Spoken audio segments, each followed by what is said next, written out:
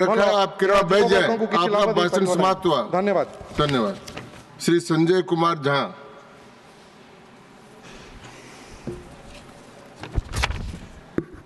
आदरणीय सभापति महोदय, मैं धन्यवाद देता हूं आपको कि इस बजट पे मुझे बोलने का मौका दिया। मैं सिर्फ 2-3 विषय आपके सामने रखना चाहता हूं। एक तो आदरणीय वित्त मंत्री जी ने जो कर में छूट दिया, उससे निश्चित रूप से 1,75,000 करदाताओं को फ़ायदा होगा और 1 लाख करोड़ रुपया उन्होंने छोड़ा है जो लोगों की बचत होगी।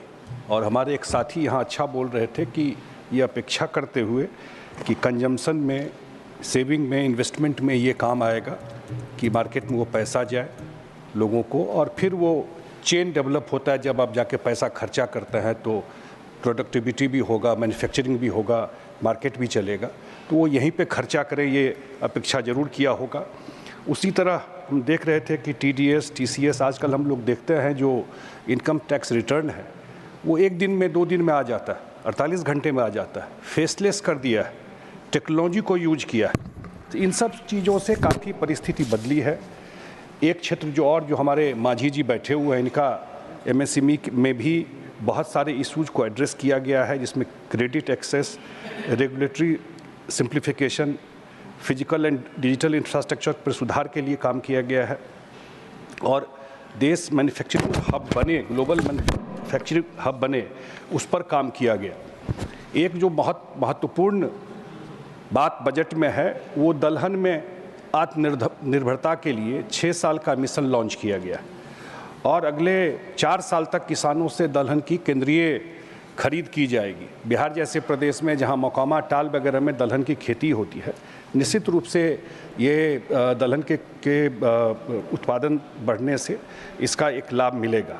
एक और जो एग्रीकल्चर सेक्टर में किया गया कि जो 100 लो प्रोडक्टिविटी वाले जिला है उसको अडॉप्ट करने का किया गया है, जहां उपज कम होता है, 100 डिस्ट्रिक्ट जो है कि वहाँ क्रॉप डाइवर्सिफिकेशन करके चीज़ों वहाँ प्रोडक्शन बढ़ाने का 100 जिला को चुन करके किया गया है। उसी तरह किसान क्रेडिट कार्ड के लिए 3 लाख से बढ़ाकर 5 लाख किया गया। PM स्वनिधि योजना का नवीकरण, जिसमें कि स्ट्रीट वेंडर्स को 30,000 की सीमा से UPI लिंक्ड क्रेडिट कार्ड और बैंक लोन मिलेगा। जो जिग वर्कर्स हैं, जो ऊबर, ओला, जोमेटो इस सब में काम करते हैं, उनके लिए उनको आयुष्मान, करीब 1 करोड़ उनकी संख्या है, आयुष्मान भारत के तहत और हेल्थ इंश्योरेंस के तहत अन्य सामाजिक सुरक्षा योजनाओं का लाभ मिले, इसका इस बजट में किया गया है। हम लोग देखते हैं कि अभी कोरोना हुआ या यूक्रेन में वॉर हुआ तो कितने सारे स्टूडेंट मेडिकल का वहाँ पढ़ने गए हुए थे। इतना डिमांड है तो वो अगले 1 साल में 10,000 और अगले 5 साल में 75,000 मेडिकल स्टूडेंट के सीटों को बढ़ाने का इस बजट में आया है। उसी तरह जो अर्बन इंफ्रास्ट्रक्चर के लिए जो चैलेंजेज हैं उसके लिए स्पेशल फंड दिया गया है कि जो अर्बन, इस बार तो दिल्ली के चुनाव में हम लोग देख रहे थे किस तरह दिल्ली के कॉलोनियों में रोड, पानी का हाल था, तो उसके लिए जो पूरा देश के लिए दिया गया है। उसी तरह न्यूक्लियर एनर्जी के लिए मुझे लगता है कि सरकार ने 20,000 करोड़ का बजट दिया है। एक बात मैं ये जो जनरल चीज़ें जो बजट में हाईलाइट करने वाली थी, और हम धन्यवाद देना चाहते हैं कि जिस तरह हमारे साथी बता रहे थे कांग्रेस के भी कि बिहार के साथ हिस्टोरिकली निगलेक्ट बिहार को किया गया। जब झारखंड भी अध्यक्ष महोदय बिहार के साथ था तो फ्रेट इक्वलाइजेशन था, सारा मिनरल्स झारखंड का पूरे देश में जाता था, लेकिन उसका कोई भी एडवांटेज बिहार को नहीं मिला। और हमेशा बिहार का डिमांड रहा, सही बात है, विशेष राज्य का दर्जा का, लेकिन फाइनेंस कमीशन ने ये बात ख़त्म कर दी और हम लोगों की पार्टी और हम लोगों के नेता नीतीश कुमार ने कहा कि भाई नहीं, अगर विशेष राज्य का दर्जा मिलता है तो बिहार को विशेष पैकेज मिले। और हम धन्यवाद देना चाहते हैं आदरणीय प्रधानमंत्री नरेंद्र मोदी जी को कि पिछले बजट में भी बिहार के फ्लड को उन्होंने एड्रेस किया। कभी एड्रेस नहीं हुआ, कोसी का फ्लड आता रहा। हम लोग जिस एरिया से आते हैं अध्यक्ष महोदय, मिथिला एरिया है, वो हर एक साल फ्लड देखते रहे।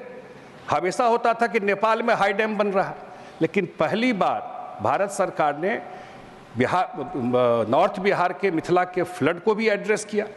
पहली बार जो मखाना की चर्चा आजकल दुनिया में हो रही है, ये मखाना तो प्रोडक्शन हमेशा से होता रहा, लेकिन अब वहाँ जा कर के मखाना बोर्ड बनेगा जिससे कम से कम उसके पैकेजिंग में उपजा वहाँ होता था, पैकेजिंग जाके बेंगलोर में होता था, अब वहाँ पर पैकेजिंग होगा, मार्केट लिंकेज होगा। दरभंगा में एयरपोर्ट है तो वहाँ से पूर्णिया में भी शुरू होने वाला एयरपोर्ट, तो उससे उसका कार्गो वहाँ से जाने का वो होगा, वहाँ की इकोनॉमी में वहाँ लोगों के पॉकेट में पैसा जाएगा।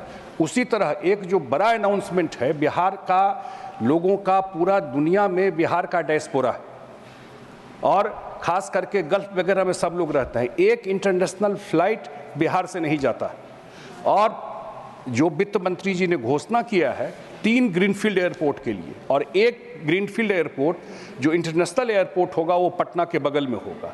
वो एयरपोर्ट बनने से निश्चित रूप से इंटरनेशनल फ्लाइट भी बिहार से जाना शुरू हो जाएगा। और एक जो सबसे बड़ा अनाउंसमेंट मुझे लगता है हुआ है वो 1972 से, सभापति महोदय, 1972 से डीपीआर बन के प्रोजेक्ट चल रहा था। 53 साल हम लोग तो पैदा ही हुए थे। वेस्टर्न कोसी योजना पूरा उत्तर बिहार के सिंचाई को लेकर के, लेकिन आज तक कंप्लीट नहीं हुआ। हम धन्यवाद देना चाहते हैं वित्त मंत्री को कि अपने भाषण में उन्होंने मिथिला का भी नाम लिया और वेस्टर्न कोसी को भारत सरकार ने सैंक्शन करके और उस पर काम करना शुरू करें। तो मुझे लगता है, और सबसे बड़ी बात इस बार तो बजट में खुद भी वो मधुबनी पेंटिंग का साड़ी पहन के आई, तो कम से कम उस पेंटिंग से जुड़े हुए पूरे जो मिथिला के लोग हैं देश और दुनिया में हैं, उस सबके लिए एक प्रतिष्ठा की बात हुई कि इन्होंने, वित्त मंत्री जी ने जो अपना बजट पढ़ा उसमें इसका ध्यान रखा। मुझे लगता है बिहार हिस्टोरिकली हमेशा उसको कभी भी फोकस में, रडार में नहीं आया। और नीतीश कुमार जी ने, अभी हम देख रहे थे 4 एग्रीकल्चर रोड मैप में बिहार में काम हुआ है। अब पूरा कृषि में वहाँ पर रिवोल्यूशन आया है। इतना अभी सब्जी के उत्पादन में 4th स्टेट, 4था नंबर पर देश में बिहार आया है। तो बहुत सारा काम बिहार में पिछले 17, 18, 19 साल में हुआ है। बिहार टेक ऑफ स्टेज में है। जो डेटा यहाँ पढ़ा जा रहा था वो सही है कि ये प्रॉब्लम है, लेकिन ये इतना जो इनहेरिट किए हम लोग कांग्रेस और आरजेडी से, ये भी ध्यान रखना चाहिए कि हम लोग शुरू कहाँ से किए थे, हम लोगों को क्या मिला था बिहार में जब हम लोग सरकार में आए, और कहाँ से कहाँ हम लोग ट्रैवल किए। तो बिहार एक टेक ऑफ स्टेज में है।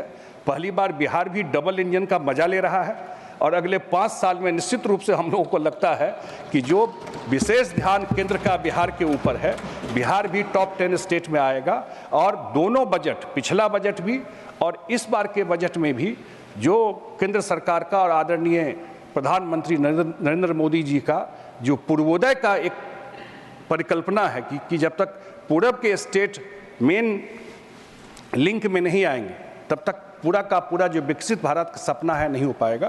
तो उनका जो विशेष ध्यान गया है इस पर, निश्चित रूप से आने वाले टाइम में बिहार के लोग वैसे भी मेहनती हैं, निश्चित आने वाले टाइम में बिहार भी टॉप 10 स्टेट में आएगा। मैं अपनी बात रखने का आपने मौका दिया, मैं बहुत धन्यवाद देता हूँ। श्री सुजीत कुमार।